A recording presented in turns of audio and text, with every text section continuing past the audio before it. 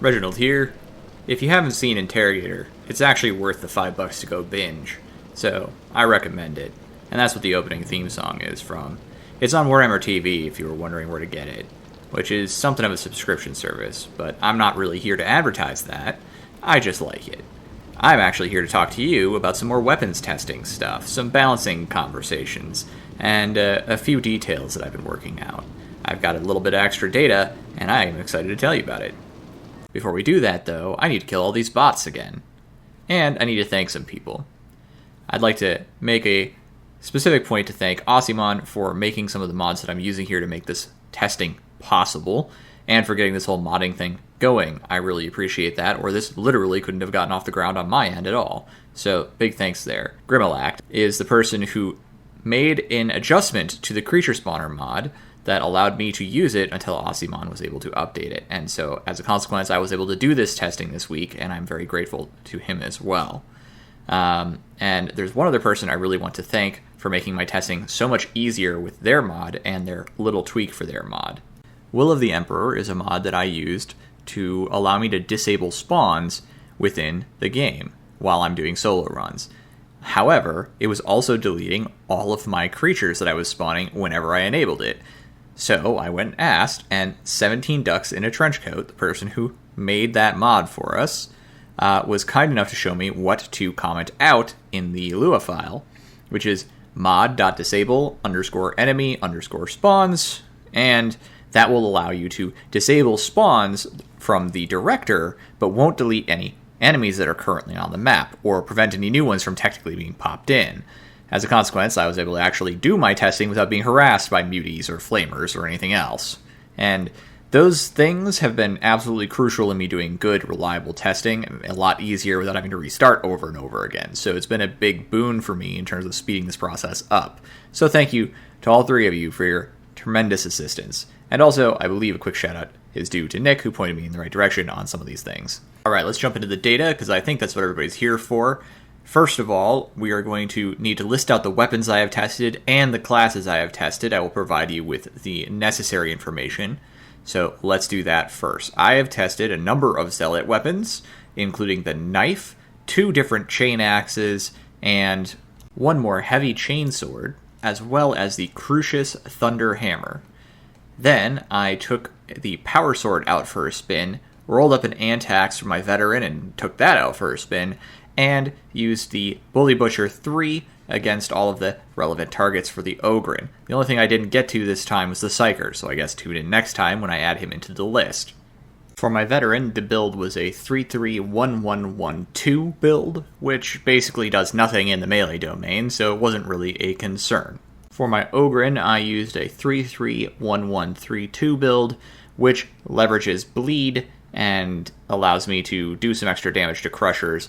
Since it only does bleed on heavy attacks, though, I was able to test out the Bully Butcher Mark III on Poxwalkers and Scabs with both conditions of swings used. So, obviously I didn't have to adjust for much there since it was fairly easy to use those weapons, and you wouldn't have gotten much out of the rest of the other build compilations that you could have done here. So I decided this was probably the most likely build to give me the most information with the least amount of steps, and doesn't really have any negatives. For my Zealot, I am pleased to announce that I have started branching out into the bleed feats to begin testing new feats combinations with weapons. So I have tested a 3-1-2, 3-2-1, and that is mostly what a typical bleed build is like. It has the 2 necessary feats to make a bleed build work, and it was tested with the 2 heavy chainswords, but not the knife. And the reason I didn't test the knife with that was because I don't have a baseline to judge anything against the knife for the next set of bleeds. I will do that in the next set of testing with the bleed feats to see if that makes any difference.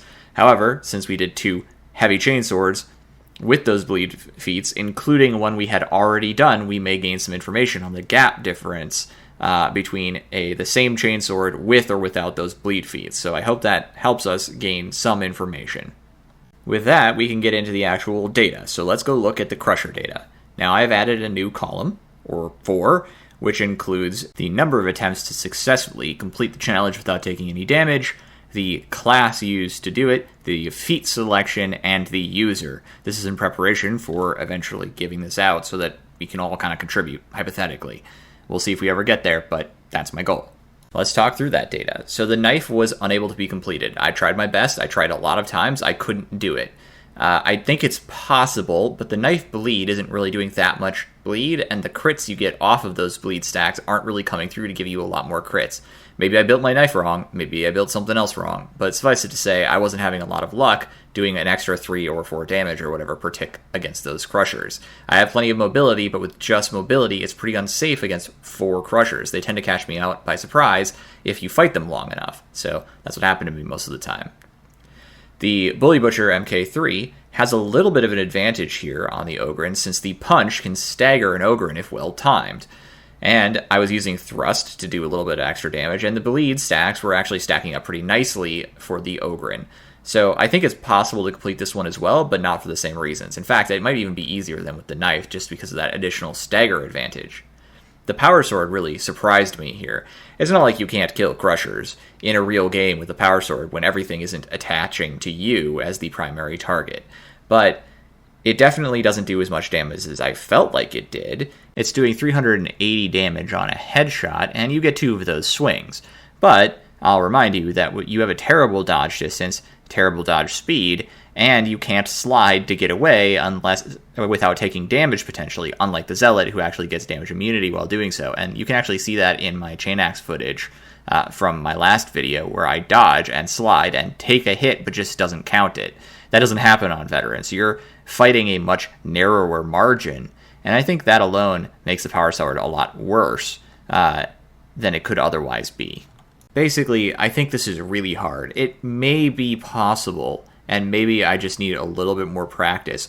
I've certainly gotten a lot better on things like the Thunder Hammer and the Heavy Chainsword over time, and even the Chain Axe. I've been able to do those tests more easily. In fact, so much so that this is probably one of the best ways to get better at fighting enemies, is learning to fight Crushers in these kind of environments.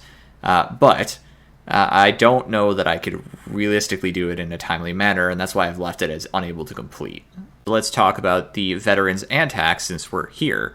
The Antax with max Headtaker stacks is doing 371 damage on headshot, and it is staggering an Ogryn every time you hit it.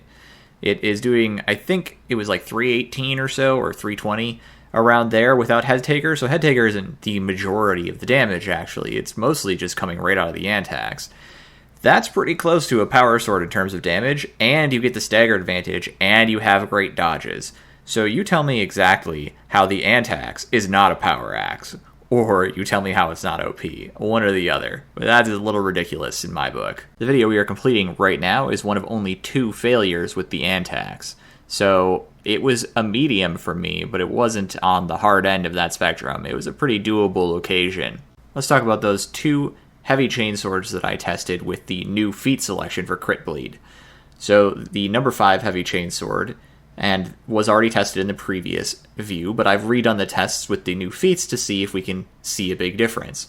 Likewise, the number 8 heavy chainsword is new to me. I actually tried taking one of the chainswords with shred on it and attaching the bloodletter feat to, or blessing to it, so that I could maximize all the crits and bleeds in the world to see how that went. That one's actually pretty fun to use. I'm going to be talking about that later. But suffice it to say, both of these performed better, in fact, quite a bit better, than the normal unbuffed versions. Some of that is I played better, but I think a fair amount of that is the extra bleed advantage and getting a few extra crits in there.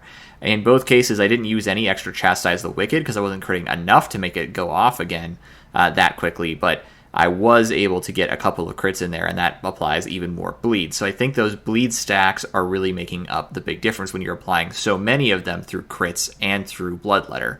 So this seems to be a pretty fun way to run your Heavy Chainsword if you are running it, and it's probably the way I will be running it in the future.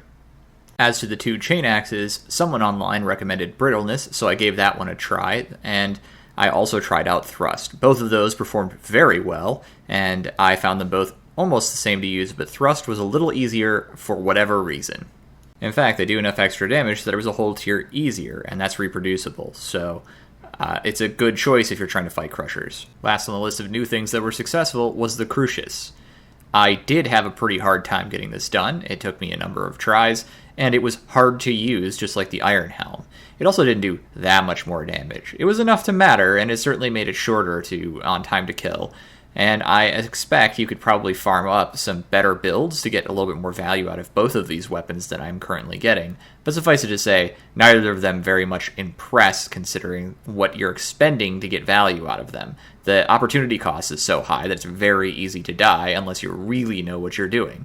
I'm not saying that all weapons shouldn't be hard. I think some weapons being hard is okay, but the value needs to be there if it's going to be this hard, and it's not.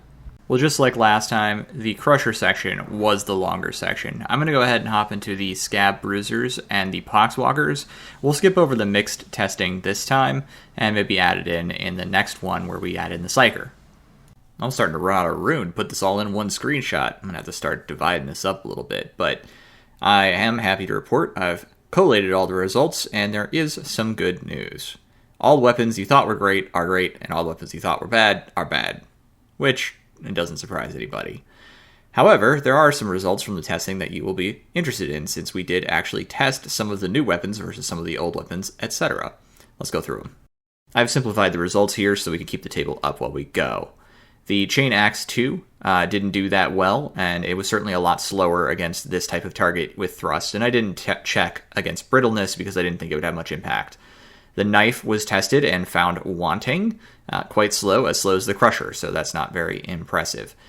The Crucius did just fine, right in line with the Iron Helm, no surprises there. I think what really is interesting here is in the green categories. So the Veteran Antax did do quite a bit better than the Antax for the Zealot. I think that has a lot to do with the positioning I took in that particular fight. For the Veteran fight, I took that right at the door instead of on the bridge. And, obviously there's a lower swing speed for the Veteran, so it had to have been something like that would have made such a significant difference here. And, it could have been a slightly better Antax, but I think my Zealot one is better, so I'm guessing it's probably that. The Bull Butcher 3 is excellent. There's no big distinction between using the light to heavy to light combo with the bleed feat, and there's no big distinction there between that and just light spam, so use whatever you like, I guess. Although if you want to use the heavy attack so you can take advantage of Thrust and maybe hit some elites, there's no disadvantage to your cleaving through the Horde to get to that elite. So I guess I would say in the mixed test, that's probably an advantage for that. The Power Swords, unsurprisingly, do very well when powered, but that U.PS MK3 is actually using it unpowered after the first 2 swings. The first 2 swings are powered using Power Cycler, and then I just swung the rest of it, and it was still quite fast. Now, part of that's because half the bruisers died to the first 2 power swings, but still, with Slaughterer, I'm actually doing really well, and that showed up in the Poxwalker test too. And Poxwalkers is where we're going next. Now, I just want to remind you that the colors here are my sort of broad brackets. I will remind you that the difference of about 3 to 4 seconds is within the margin of error, so the Iron Helm is not actually very different from the Crucius. It's probably just how I played that given round. But I had to draw some lines somewhere just to help us visualize the brackets, because otherwise you just get a soup. So, the Thrust Chain Axe is not especially good. The Knife is not especially good. The Crucius is also not especially good, which we already knew. So these results don't surprise in the Poxwalker category. A couple of things that are new to this list are our 2 heavy chainswords. The number 5 heavy chainsword at 39 seconds there is the one that is on the non-crit build, and the one at 37 seconds within the margin of error, and the number 8 are both using the crit bleed build.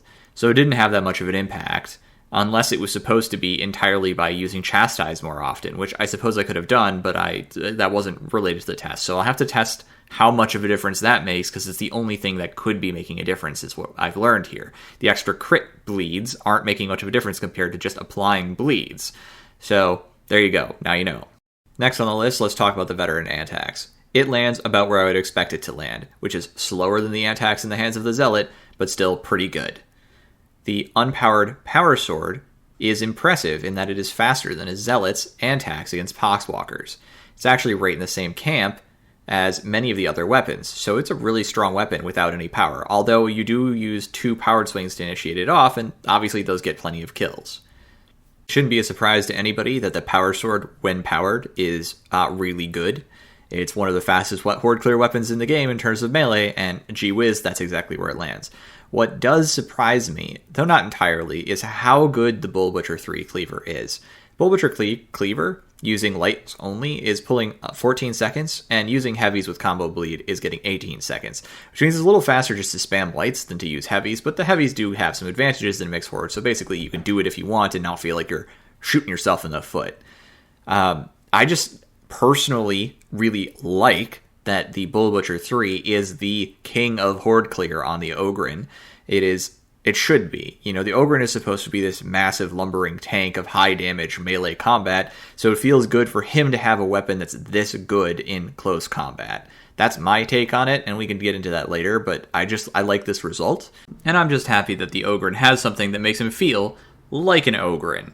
I think most of his other weapons feel a little soft, and I'm going to have to put that to the test at some point, but to me, they never really felt Ogryn-y. They felt pretty pool noodle-y, and I'm glad that that's not the case with this weapon, at least. Time for everybody's favorite section, conclusions and recommendations. There is one thing I want to talk about on our way through to those conclusions, which is why am I doing all of this experimental testing instead of maybe, say, doing something like theory crafting with numbers, right? Because you could easily do some sort of calculation and figure out what your kill percentages are or rate of killing is.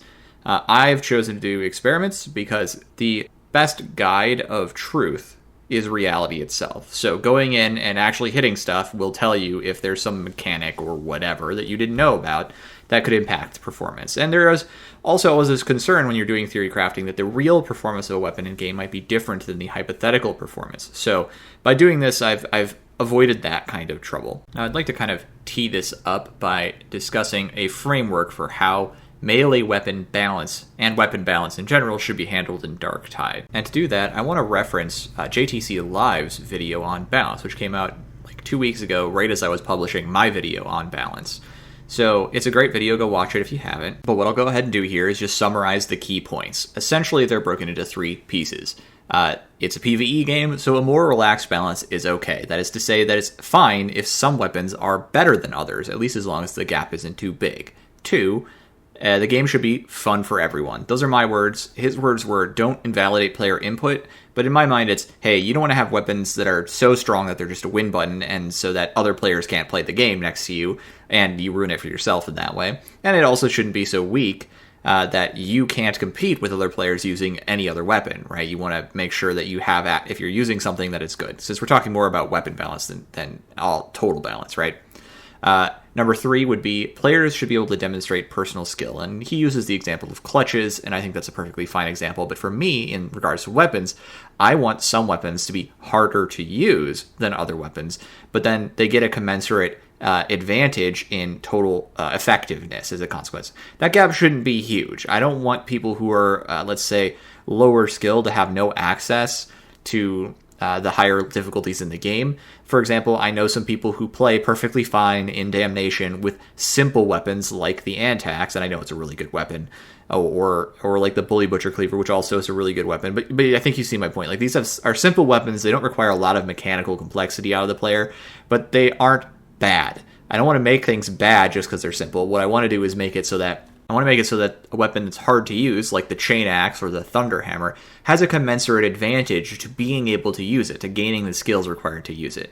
And that's actually a really fun way to gate some of that higher level power. You don't want the weapon that's really simple to use to be really powerful. You want the weapon that's complex to use to have that level of power that can only be accessed through a fair bit of risk and skill gating, so that that weapon actually allows the player to shine by using it, and that's a lot of fun.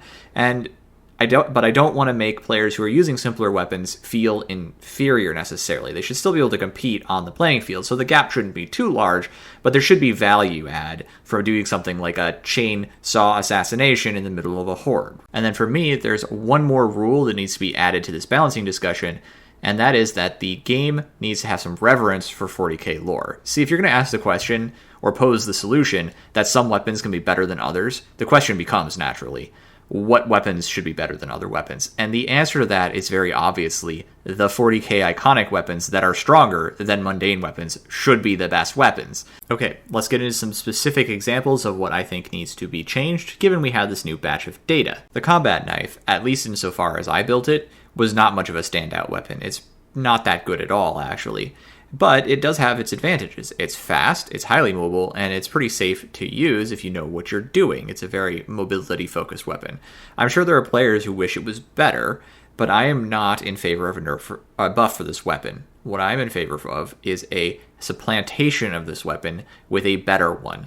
There's a weapon in 40k called the Power Knife. It's exactly what you think it is. It is a knife with a power field, and it is used for assassinations. I would like to see that weapon implemented so that people who want to use the knife can use a 40k appropriate knife, like some sort of weird assassin, and have their power fantasy of being high speed, low drag, and very killy all at the same time. This would be appropriate as a single target sniping weapon with some decent capacity to handle hordes, at least safely, if not super fast either, since it's, again, not going to have much reach and not going to have much cleave because it's a knife, even as a power knife. Cool. Let's talk about the heavy chainsword next. Now, the crit bleed results were not that exciting. They didn't really show a big impact for doing this either with the crit bleed feats, nor with just using bloodletter. So, it's a perfectly fine build, but it's not like really stand out.